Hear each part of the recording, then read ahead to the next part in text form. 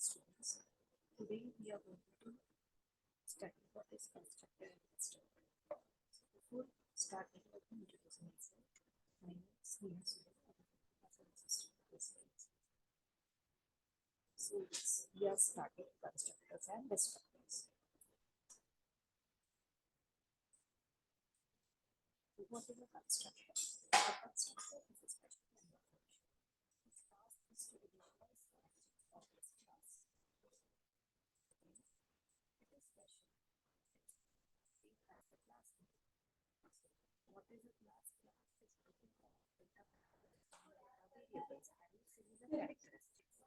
What is a constructor? Constructor is a part of that class, but why it is special? Why we call it as a constructor? Because it will have the name as a class name. Means class name will have class name, whatever is your class. The class name will have the same name as defined by a constructor. Constructor is invoked whenever an object of its associated class is created. So whenever we are creating constructor, how we are going to call it? So whenever you are creating constructor, it is automatically an object is created of that class and it is invoked automatically. So constructor is called a constructor because it constructs the values of data. This is an example of constructor. So suppose this is a class, addition is one class, its class name is add. We have declared two variables, integer variables f and n. We have declared one member function which is declared with an access specifier public. Add void is a member function. So this is one class. Now we want to create constructor of it. So here add is another function which is inculcating another function of add. So this is an example of constructor because same class name is used as a function. Here add is the class name and same add class is used as a function. That is why this program is a constructor program. When a class contains a constructor, it is guaranteed that an object created by the class will be initialized automatically. Here add A is one function. Not only creates the object A of type add, but also initializes its data members and add n to 0. Second point of using constructor is that whenever you create a constructor, it helps us to initialize the data members of that object to 0. Initialization is also one of the property of constructor. Next. Whenever we want to invoke any constructor function, we don't have to create an object of it. We just have to create class and its object. It is invoked automatically. Second point, if a normal member function is defined for 0 initialization, we should need to invoke this function for each of the objects separately.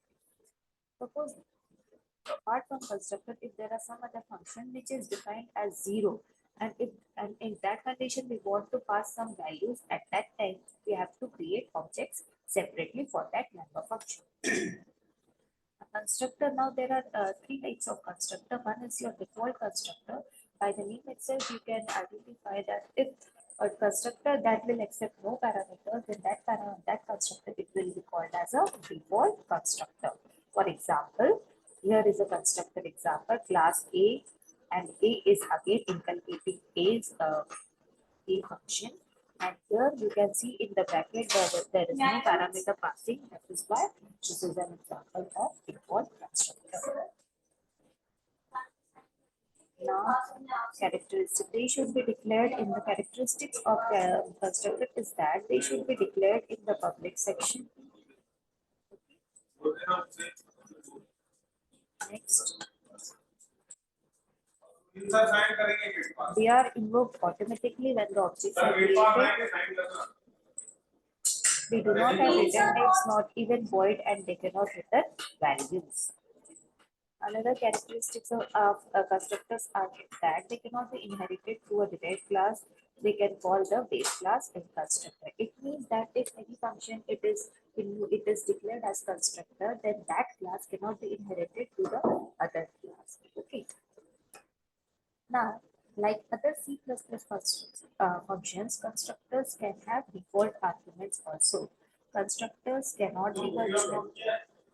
Now second is your, now I have told you about default constructor. We are going to see parameterized constructor. So parameterized constructor, by the name itself, you can see that the constructor in which we can pass values to that function, then that constructor is called as parameterized constructor. So the first point is that it may be necessary to initialize the various data elements of the different objects with different values when they are created. This is achieved by passing arguments to the constructor function when the objects are created. The constructors that can take arguments are called parameterized constructor. So in general, a parameterized constructor is the one in which we are passing parameters or values to the given function. This is achieved by using passing arguments to the constructor. This is an example of parameterized constructor. Here again we have defined class. Its class name is addition. We have declared two variables of integer data type n and n. We have again declared one function addition. Addition is a constructor function which is having access specifier as public. So same class name is used as function name. Okay, but here again, if you have defined that function, constructor function, here you can see that we are having two parameters in x and in y. X and y are the parameters which is going to be passed to a given function. So that is why this example is an example of parameterized constructor, because the values are being passed in the addition function. Okay, so after you have declared the parameters, we have to call that parameters also. So this can be done through main function by using here you can see two-way calling. Explicit means you can have it by calling itself to the main, add some, add two, three values you are passing. Implicit, you can directly pass values to the given function.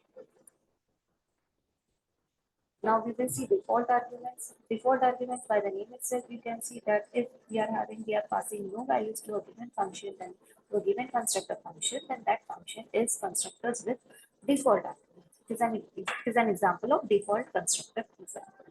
Suppose here is an example complex in which we are having float real, float image equals to 0. So if we are initializing it as 0 means we are passing no value to that given function. So this is an example of default argument.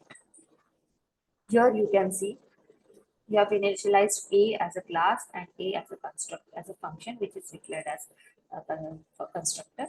So here no value is passed in initial A. So this is an example of default constructor. Second example is here you have having values integer equal to 0. So this is default argument constructor. Default argument constructor means you have initialized argument in that constructor, but its value is initialized to 0. That is why it is default argument constructor. The default argument constructor can be called with either one argument or no arguments. When called with no arguments, it becomes a default constructor. Now, a third constructor, we have studied now copy constructor, parameterized constructor, default constructor. Third constructor is your copy constructor. A copy constructor is used to declare and initialize an object from another object. Example, you can see here, we have declared an object. There is one class integer. Okay, so we have declared I1 as its object. Now we are copying the same I1 object to another I2 object. So here you can see integer ampersand I is generally used to initialize to use as a reference. Okay, so I1 is the object created of integer. I2 is just copying the value of I1. The process of initializing to a copy constructor is known as copy initialization. So here you can see the statement like I2 equals to I1. I1 is an object of an integer class. I2 is another object of same integer class. It is just copying the content of I1 to I2.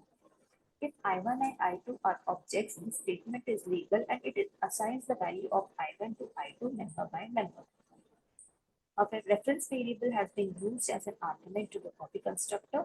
We cannot pass the argument by value to a copy constructor. These are the two characteristics of copy constructor, that you cannot pass value to a given constructor if it is an example of copy constructor. That's it from constructor and its type. Thank you.